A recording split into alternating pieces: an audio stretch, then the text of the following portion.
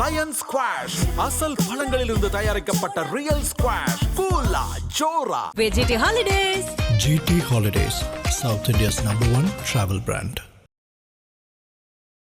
வாங்கின கடன் படிப்படியாக வளர்ந்து அந்த கடனை அடைக்கவே முடியாத ஒரு சூழலுக்கு அவங்க தள்ளப்படுறாங்கல்ல மேம், இதுக்கான காரணம் என்ன? 100 ரூபாயில் 75 ரூபா கடன் அப்படிங்கிறது 25 ரூபா தான் உங்கள் கையில் இருக்குது அப்படின்னா நீங்கள் கடன் கண்ட்ரோலில் இருக்கீங்க அப்படிங்கிறது தான் உண்மை அப்படிங்கிறது சொல்லுவாங்க. கடனை குடிக்கிற பாவகம் அப்படின்னா அது எது மேம்? ஒரு 10,000 ரூபா நான் கடன் வாங்குறேன்னா அது சின்ன கடன், அதே 10 லட்சம் ரூபா மாறுதுன்னா அது பெரிய கடன் அப்படிங்கிறது சொல்லலாம். அதை 8ஆம் பாவகத்தில் மட்டுமே நம்ம பார்க்கணும். வீடுங்கிறது ஒரு குறிப்பிட்ட அளவு மட்டும்தான் கட்டணும். அவங்க என்ன பண்ணுவாங்கன்னா கொஞ்சம் பேராசைனால இன்னும் கொஞ்சம் ஒரு ரூம் நல்லா இருந்தால் நல்லாயிருக்கும், மேலே ஃப்ளோரும் கட்டிட்டா நல்லாயிருக்கும், கீழே டைல் போட்டுட்டா நல்லாயிருக்கும், வெளியில் கொஞ்சம் இந்த பார்க்கிங் இது வச்சுட்டா நல்லாயிருக்கும்னு கொஞ்சம் மேம்படுத்துவதின் மூலமாக இந்த கால பைரவர் வழிபாடு யாரெல்லாம் பண்ணுறாங்களோ கண்டிப்பாக கடனும் சரி அந்த தொழிலும் சரி. இப்போ லக்னத்துக்கு 2ஆம் இடத்துல சந்திரன் இருந்தாங்கன்னு வச்சுக்கோங்களேன், வருமானம் இவங்களுக்கு நிலையானதாக இருக்காது, நிலையற்ற வருமானம் அப்படிங்கிறது சொல்லலாம். இப்போ மேஷராசி லக்னமாக இருக்கணும் அப்படின்னா இன்னொன்று சீக்ரெட் சொல்லணும்னா 8ஆம் பாவகத்தில் ஒரு கிரகம் இருந்து 2ஆம் இடத்தை பார்க்கும்போது அவருக்கு திடீர் வருமானம் கிடைப்பது உறுதி. அதுவும் 2ஆம் அதிபதியாக இருந்து 8ஆம் இடத்துல இருந்து பார்த்தார்னா. ஐபிசி பக்தி நேயர்கள் அனைவருக்கும் அன்பு வணக்கம். இன்னைக்கு நம்ம கூட ஜோதிடம் மற்றும் ஆன்மீகம் சார்ந்த பல தகவல்களை பகிர்ந்து கொள்வதற்காக ஏஎல்பி ஜோதிட ஆசிரியர் உமா வெங்கட் மேம் நம்ம கூட இணைந்திருக்கிறார்கள். மேம் வணக்கம். வணக்கம். பொதுவாக மக்களோட வாழ்க்கையில் ரொம்ப முக்கியமான ஒரு விஷயமா இருக்கிறது பணம், ரொம்ப முக்கியமான ஒரு பிரச்சனையாக இருக்கிறது கடன். எப்படா நமக்கு வரும் அப்படின்னு சொல்லி எதிர்பார்த்து காத்துட்டு இருக்கிறது வருமானம். ஸோ இது சார்ந்த தகவல்களை தான் இன்றைக்கி உங்ககிட்ட கேட்டு தெரிஞ்சுக்கலாம் அப்படின்னு சொல்லி நாங்கள் காத்திருக்கோம். இப்போ பொதுவாக நிறைய பேருக்கு கடன் வாங்கணும் அப்படிங்கிற சூழல் இல்லை, இருந்தாலும் ஏதோ ஒரு வகையில் கடன் அப்படிங்கிற ஒரு விஷயத்துக்குள்ளே ஆட்பட்டிருக்காங்க. ஆனால் அப்போ வாங்கின கடன் படிப்படியாக வளர்ந்து அந்த கடனை அடைக்கவே முடியாத ஒரு சூழலுக்கு அவங்க தள்ளப்படுறாங்கல்ல மேம், இதுக்கான காரணம் என்ன? இப்போ உங்கள்கிட்ட ஒரு பொருளை கொடுத்து நீங்கள் வச்சுக்கோன்னு சொன்னீங்கன்னா வாங்கிப்பீங்களா? வாங்கிப்பேன். கடனை கொடுத்து வாங்கிக்கோன்னு சொன்னால் வாங்கிக்கிறீங்களா? வேண்டாம், வாங்கிக்க மாட்டீங்க. ஏன்னா திருப்பி கொடுக்கணுங்கிற எண்ணம் இருக்கும். இந்த கடன் அப்படிங்கிறது ஒரு ஜாதகருடைய ஆசையின் காரணமாக ஏற்படக்கூடிய நிகழ்வு தான். சாதாரண நம்ம அன்றாட வாழ்க்கையில் பார்த்திங்கன்னா நமக்கு தேவையானது அப்படிங்கிறது இருக்குது. அதிகப்படியான ஒரு எண்ணம் வரும்போது தான் ஒன்று செய்யும்போது இன்னொரு லாபம் கிடைக்கும் அப்படிங்கிற ஒரு தன்மையில் மட்டும்தான் இந்த கடன் அப்படிங்கிறது பெருகுது. சிலருக்கு பார்த்திங்கன்னா நிர்பந்தமான கடன் அமைப்பு அப்படிங்கிறது கொடுக்கும். இப்போ உதாரணமாக லோன் கொடுக்குறாங்க அப்படின்னு சொல்லிட்டு எல்லாருக்குமே லோன் கொடுப்பாங்க, அப்போ தான் எடுக்க முடியும். நமக்கு தேவையே இருக்காது, சரி எல்லாருக்காகவும் நம்ம எடுக்கிறோம், சந்தர்ப்ப சூழ்நிலையின் காரணமாக சிலருக்கு கடன் அப்படிங்கிறது அமையும், அதுவும் இருக்குது. மேக்ஸிமம் பார்த்திங்கன்னா நீங்கள் சொல்கிற மாதிரி தான், சின்ன கடன்லேருந்து பெரிய கடனாக ஒரு கடன் அப்படிங்கிறது வாங்கிட்டாங்கன்னா அதை அடைக்கிறதுக்கு முற்படாமல் அதை எப்படி பெருசு பண்ணணும் அப்படிங்கிற ஒரு தன்மை, அடுத்தது செய்கிறேன்னு இவங்களுடைய முயற்சியின் காரணமாக பேராசையின் காரணமாக அப்படிங்கிறது மட்டுமே இங்கே கடன் அப்படிங்கிறது இவங்க ஜாதகத்தில் சொல்லலாம். இதெல்லாம் இதை மாற்றிக்கலாமான்னா கண்டிப்பாக மாற்றிக்கலாம். எனக்கு ஒரு விருப்பம் இருக்குது. உதாரணமாக சொல்லப்போனால் இன்றைக்கி அளவில் ஒரு 3 பவுனில் ஒரு தங்கம் வாங்குறேன்னு ஒருத்தங்க நினைக்கிறாங்கன்னா கையில் காசு இல்லைன்னா கடன் வாங்கி தான் வாங்குவாங்க.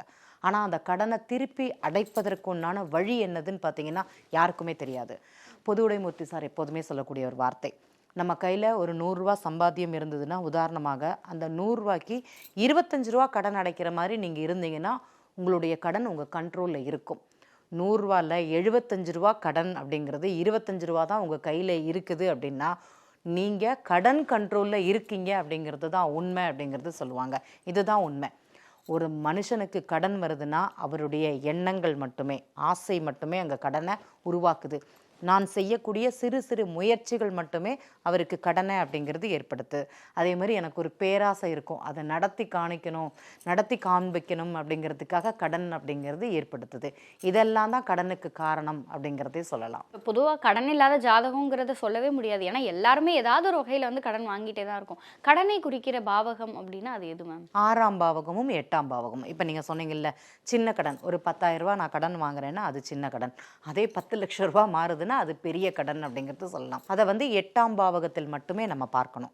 கடன் அப்படிங்கிறது 6ஆம் பாவகமும் 8ஆம் பாவகமும் பார்த்தீங்கன்னா ஒரு ஜாதகருடைய கடனுடைய அளவு எவ்வளவு அப்படிங்கிறது அங்கே தெரியும். பொதுவாக வந்து கடன் அப்படிங்கிறத தாண்டி நிறைய பேர் வந்து வட்டிக்கு கடன் வாங்குறாங்க. இப்போ அந்த வட்டி அப்படிங்கிறது வந்து குட்டி போட்டு அது பெரிய ஒரு விஷயமா வந்து வளர்ந்துருது. அப்படிங்கும்போது அவங்க வாங்கின தொகையை விட வட்டி கட்டுற தொகை அப்படிங்கிறது நாளுக்கு நாள் அதிகமாயிட்டே போயிட்டு இருக்கணும். நிறைய பேர் இதனால ரொம்ப மன வருத்தத்துக்கு ஆளாகிறாங்க. என்னடா பண்ண போறோம் அப்படிங்கிற அந்த ஒரு சூழல்ல இருக்காங்க. அப்படிங்கும்போது இந்த விஷயத்தை சரி செய்யணும், அவங்களுடைய வட்டியை வந்து குறைக்கணும், அவங்களுடைய கடன் சுமையை சீக்கிரம் வந்து அடைக்கணும் அப்படின்னு சொன்னா அவங்க என்ன மாதிரியான விஷயங்களை அவங்க ஜாதகத்தை அடிப்படையா வச்சு பண்ணலாம்? இந்த கடன்கிறது சில காலங்கள் அவங்களுக்கு இருக்கத்தான் செய்யும், அது குறையாது. நீங்க சொல்ற மாதிரி இந்த 8ஆம் அதிபதின்னு சொல்லக்கூடியது பெரும் கடன் சொல்லலாம்.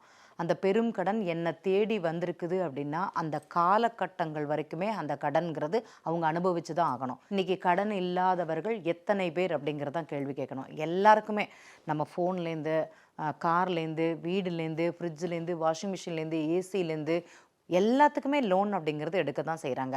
அடைக்கிறாங்களான்னா அடைக்கிறாங்க. சிலருக்கு மட்டும்தான் அது பெரும் சுமையாக அப்படிங்கிறது இருக்குது. அது யாருன்னு கேட்டிங்கன்னா இந்த பாவகங்கள் உள்ளவங்க மட்டும்தான் அது பெரும் சுமை அப்படிங்கிறது சொல்லலாம். உதாரணமாக நான் எங்கள் அண்ணனுக்காக ஒரு கடன் வாங்கி கொடுத்தேன். அதை செய்யலாமான்னா செய்யக்கூடாது. அண்ணன் வந்து அந்த கடனை கட்ட மாட்டான். அந்த கடனை நானே கட்டுற அளவுக்கு நீங்கள் சொல்கிற மாதிரி வட்டிக்கு மேலே வட்டி கொடுக்கக்கூடிய தன்மை அப்படிங்கிறது அன்று மாறுமானா கண்டிப்பாக மாறும்.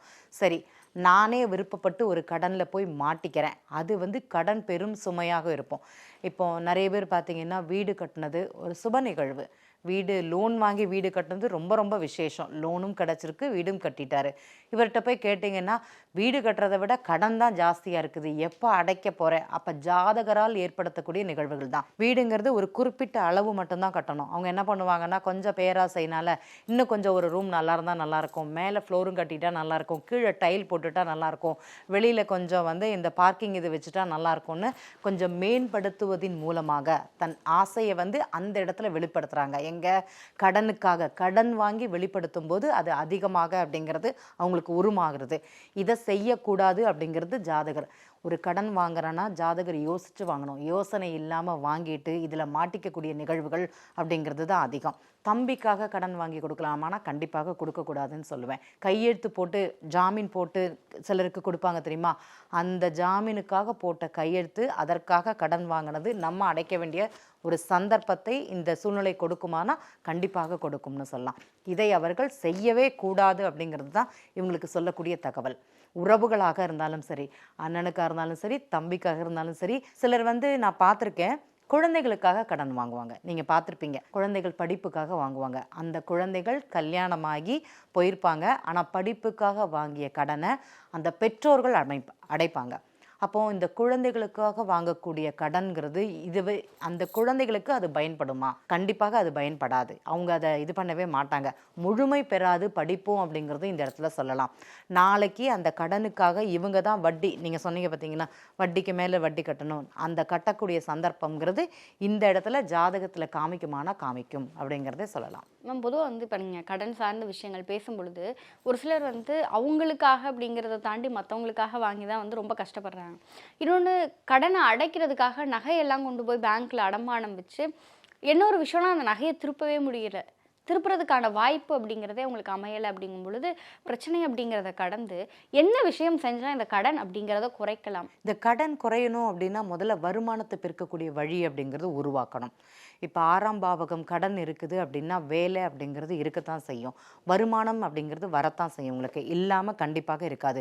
ஒரு ஜாதகத்தில் கடன் யாருக்கு இருக்குதுன்னு சொல்கிறீங்களோ கண்டிப்பாக உங்களுக்கு வேலை, ஆனால் என்னன்னா மனசுக்கு பிடிச்ச வேலைங்கிறது அங்கே இருக்காது. அதுதான் மைனஸ் பாயிண்ட்டு. எனக்கு ஏதோ ஒரு வேலைங்கிறது கிடைக்கும், ஆனால் இவங்க அதை என்ன பண்ணுவாங்கன்னா எனக்கு மனசுக்கு பிடிச்ச வேலை வரணும் கிடைக்கணும் அப்படின்னு சொல்லிட்டு நீங்கள் சொல்கிற மாதிரி நகையெல்லாம் கொண்டு அடகு வச்சு அதை பெரும் கடனாக உருவாக்கி சம்பாதிக்காமல் இருந்து வளர்த்து கொள்ளக்கூடிய தன்மை தான் இங்கே அதிகம் அப்படிங்கிறது தான் உண்மை. உண்மையிலேயே கடன் அடைக்கிறதுக்குண்டான வழி கிரகங்கள் கொடுக்குமானா கொடுக்கும். ஏன்னா ஒன்று இல்லாமல் ஒன்றுங்கிறது இயங்காது. வருமானம் இருக்குமா, வேலை இருக்குமா, கடனும் இருக்கும். இந்த 3 பாவகங்களும் சேர்ந்தே இயங்கும் அப்படிங்கிறத நம்ம தெரிஞ்சுக்கணும். ஏன்னா கடன் வாங்குறோன்னா கையில் காசு இல்லாமல் யாருமே கடன் கொடுக்க மாட்டாங்க. பேங்க்காரங்க கூட பார்த்தீங்கன்னா ஸ்டேட்மெண்ட் எடுத்துகிட்டு என்ன சம்பாதிக்கிறான், மந்த்லி எவ்வளோ வருது அப்படின்னு தான் கடன் கொடுக்குறாங்க. அப்போ ஏன் இவங்களுக்கு இங்கே தடைபடுது? அப்போ ஜாதகருடைய ஆசை, விருப்பம், அந்த கௌரவம் காரணமாகத்தான் இந்த வேலை அமைப்பு அப்படிங்கிறது அவங்களுக்கு இல்லை. வருமானத்தை பெருக்கக்கூடிய வழி என்னதோ, இல்லைன்னா வேலை பார்க்கக்கூடிய வழி என்னதோ அதை தேடினால் கண்டிப்பாக இந்த கடன் அப்படிங்கிறது அடையும். சில காலங்கள் மட்டும்தான் அவங்களுக்கு அந்த பெரும் கடனாக இருக்கும். அதுக்கப்புறம் பார்த்தீங்கன்னா எப்படினாலும் அடைச்சிடலாம் அப்படிங்கிற ஒரு தன்மை தான். இன்றைக்கி உதாரணம் சொல்ல போனீங்கன்னா, வீடு கட்டுறாங்க, 30 வருஷத்துக்கு லோன், 40 வருஷத்துக்கு லோன், 50 வருஷத்துக்கு லோன், 1 கோடி கடன். அடைக்காமல் இருக்கிறாங்களா? கடன்லேயே உட்காந்துருக்காங்களா? சாப்பிடாமல் இருக்காங்களா? தூங்காமல் இருக்கிறாங்களா? வெளியில் போகாமலே இருக்காங்களா? கண்டிப்பாக கிடையாது. கடன் ஒரு பக்கம், வேலை ஒரு பக்கம். வேலை பின்னாடி யாரெல்லாம் ஓடுறாங்களோ கண்டிப்பாக கடன் சுமை அவங்களுக்கு அதிகமாக இருக்காது அப்படிங்கிறது உண்மை. ஆனால் சில ஜாதக அமைப்புகள் படித்த படிப்புக்கு வேலைங்கிறது கொடுக்காது. அது ஒன்றும் பண்ண முடியாது. பட் கிடைக்கிற வேலையை பார்த்தீங்கன்னா கடன் கண்டிப்பாக உங்களுக்கு பெரும் சுமையாக இருக்காது அப்படிங்கிறதுல எந்த மாற்றமும் கிடையாது அப்படிங்கிறதான் சொல்லணும். கடன் தீரணும் அப்படின்னா நீங்கள் வந்து உங்களோட ஜாதக அமைப்பை பார்க்கணும்.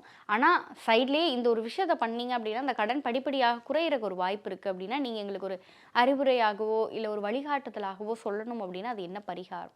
இல்லை, பரிகாரம்னு சொல்ல போனீங்கன்னா கடனுக்கு இப்போ நவகிரகங்கள் தான் நம்மளை வந்து ஆட்டி வைக்குதுன்னு சொல்லுவாங்க. அந்த நவகிரகங்களுக்கு தலைவர் யாருன்னு பார்த்தீங்கன்னா, அவங்களுக்கே குரு யாருன்னு பார்த்தீங்கன்னா உங்களுக்கு காலபைரவர் மட்டும்தான். இந்த காலபைரவர் வழிபாடு யாரெல்லாம் பண்ணுறாங்களோ கண்டிப்பாக கடனும் சரி, அந்த தொழிலும் சரி, சரியான ஒரு அமைப்பு அப்படிங்கிறது கண்டிப்பாக கிடைக்கும். எனக்கு கடன் இருக்குது, எனக்கு பிஸ்னஸ் சரியாக போகலை, இல்லைனா எனக்கு ஒரு வேலை கிடைக்கல, கிடைச்ச வேலையை விட்டுருவோம் நாங்கள், சரிங்களா? வேலை கிடைக்கலன்னு யாரும் சொல்ல முடியாது. இன்றைக்கி பொட்டி கடையில் போனால் கூட பிழைக்கத்தான் முடியும். ஆனால் உனக்கு தகுதியான வேலைங்கிறது எப்போ வரும் அப்படிங்கிறத பார்த்துட்டு அந்த காலத்தில் நீ அப்போ ட்ரை பண்ணால் கிடைக்கும். இன்றைக்கி நிறைய குழந்தைகள் வந்து இன்ஜினியரிங்களும் லாயர்ஸும் படிச்சுட்டு நிற்கிறாங்க. எத்தனை பேருக்கு வேலை கிடச்சிருக்குது? ஏதோ ஒரு ஐடிலையோ இல்லைனா ஏதோ ஒரு இடத்துலையோ கணக்கு வழக்கோ இல்லைனா ஏதோ ஒன்று பண்ணிட்டு இருக்காங்க. அப்போ அவங்களுக்கு அந்த திறமை எப்படியாட்டி சம்பாதிக்கணுங்கிற ஒரு எண்ணம் தான். அதே மாதிரி உங்கள் ஜாதகத்தில் எந்த காலகட்டத்தில் வேலை அமைப்பு கிடைக்கும், அதுவும் தகுதியான வேலை அமைப்பு கிடைக்கும், தகுதியான சம்பளம் எப்போ வாங்குவோன்னு தெரிந்து கொண்டு அந்த கடனை அந்த வேலைக்கு செல்வது அப்படிங்கிறது சிறப்பு. இதை விட்டுட்டோம் அப்படின்னா கண்டிப்பாக கிடைக்காது அப்படிங்கிறது சொல்கிறோம். இதற்கு பரிகாரமாக தான் என்ன சொல்லுவோம்னா கால பைரவர் வழிபாடு. அதை யாரெல்லாம் பண்ணுறீங்களோ கண்டிப்பாக உங்களுக்கு தீராத கடனாக இருந்தாலும் சரி, பெரும் கடனாக இருந்தாலும் சரி, கண்டிப்பாக தீரும். அதில் எந்த மாற்றமும் கிடையாது. கால பைரவரை எந்த நேரம் வழிபாடு பண்ணலாம்? ராகு காலத்தில், ஞாயிற்றுக்கிழமை ராகு காலத்தில் 4:30 to 6 இந்த நேரத்தில் கால பைரவருக்கு 2 நல்லெண்ணெய் தீபம் வாரம் போய் ஏற்றி வச்சுட்டு வந்தீங்கன்னா உங்களுக்கு வேலை அப்படிங்கிற அமைப்பும் அதே மாதிரி கடன் சார்ந்த நிகழ்வுகள் குறையுமானா கண்டிப்பாக குறையும் அப்படிங்கிறதுல மாற்றம் கிடையாது. நிறைய பேர் பண்ணியிருக்காங்க. அவங்களுக்கு வாழ்க்கையில் மிகப்பெரிய மாற்றங்கிறது அங்கே கிடைஞ்சிருக்குது. இதை வந்து நம்ம ஏஎல்பியில் நிறைய பேருக்கு சொல்லி நடந்தது அப்படிங்கிறதே சொல்லலாம். ஓடி ஓடி வேலை செய்வாங்க. இவங்கள மாதிரி இந்த ஆஃபீஸில் சின்சியராக வேலை செய்ய முடியாது, அப்படி உட்காந்து எல்லா வேலையும் இழுத்து போட்டு செய்கிறீங்களே அப்படிங்கிற மாதிரி சொல்லுவாங்க. ஆனால் அந்த வருமானம் அப்படிங்கிறது அவங்க வேலை செய்கிறதுக்கு தகுந்த மாதிரி கிடைக்குமா அப்படின்னா கிடைக்காது. அப்போ அவங்க என்ன மாதிரியான விஷயங்கள் செய்கிறதின் மூலம் அவங்க வேலைக்கு தகுந்த வருமானம் அப்படிங்கிற ஒரு விஷயத்த வாங்கிக்கலாம். இல்லை, உண்மையிலேயே சிலருக்கு பார்த்தீங்கன்னா தகுதிக்கேற்ற இப்போ 10 மணி நேரம் வேலை பார்க்குறாங்க அப்படின்னா 6 மணி நேரம் சேலரி தான். நம்ம ஜாதகம் தான் சொல்லும் இவனுக்கு வந்து தகுந்த வருமானம் இந்த காலகட்டத்தில் கிடையாது. இதுக்கு என்ன பண்ணுறது? அந்த வேலையை விட்டுட்டு அடுத்த வேலை அப்படிங்கிறது மாற்றுவார். அடுத்த வேலையில் போனாலும் உங்கள் ஜாதகம் இது தானே, அமைப்பு ஏதாட்டி கிரகங்கள் மாறிடுமா இல்லைன்னா மாற்ற முடியுமா? கண்டிப்பாக கிடையாது.